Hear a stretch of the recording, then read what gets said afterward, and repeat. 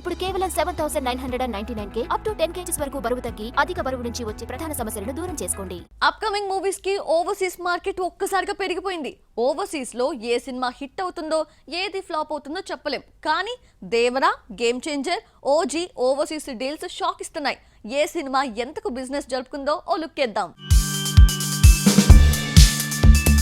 ఒకానొక టైంలో overseas business బాగుంటే చాలన్న ఆలోచనకు నిర్మాతలు వచ్చేశారు. ఎన్ఆర్ఐలు సహజంగా ఫ్యామిలీ కామెడీ మూవీస్, ఈ మధ్య కాలంలో యాక్షన్ మూవీస్ కు బ్రహ్మరథం పడుతున్నారు. ఒక్కోసారి షాక్ ఇస్తారు. ఇక్కడ హిట్ అయిన పుష్ప ఓవర్సీస్ లో సత్తా చాటలేకపోయింది. ఈ మధ్య కాలంలో డల్ అయిన ఓవర్సీస్ మార్కెట్ కు సలార్, హనుమాన్ ఊపు తీసుకొచ్చాయి. సలార్ కు డిబేట్ టాక్ వచ్చినా ఈ out and out action movie ఎన్ఆర్ఐలకు బాగా నచ్చేసింది.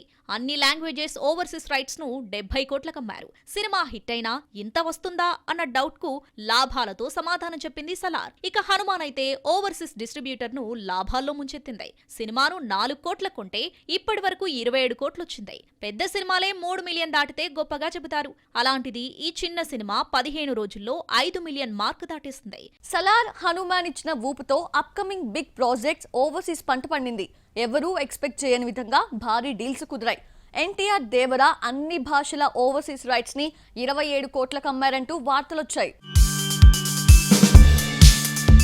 RRR తర్వాత NTR, Ram Charan pan world image సంపాదించుకున్నారు. అన్ని భాషల్లో రిలీజ్ కావడంతో ఓవర్సీస్ రైట్స్ కు రెక్కలొచ్చాయి. గేమ్ చేంజర్ ను 22 కోట్లకు అమ్మారు. ఓవర్సీస్ లో 10 కోట్లొస్తే అందులో డిస్ట్రిబ్యూటర్ కు వెళ్లేది 5 కోట్లే. రెంట్స్, ట్యాక్సులు ఎక్కువ కావడంతో సగమే లెక్కలేసుకోవాలి. ఈ మధ్య కాలంలో ఓవర్సీస్ మార్కెట్ పెద్దగా లేని చిరంజీవి, పవన్ సినిమాలు, విశ్వంభర, ఓజీ 18 నుండి 17 కోట్లకు డీల్ కుదిరిందట. ఓవర్సీస్ మార్కెట్ ఎప్పుడు ఎలా యూటర్న్ తీసుకుంటుందో తెలీదు. మహేష్, త్రివిక్రమ్ సినిమాలకు ఓవర్సీస్ లో క్రేజ్ మామూలుగా లేదు. కానీ ఇద్దరి కాంబోలో వచ్చిన గుంటూరు కారం 3 మిలియన్ మార్క్ కూడా టచ్ చేయలేకపోయింది. ఈ లెక్కన కొత్త సినిమాల ముందు టాస్క్ పెద్దదే.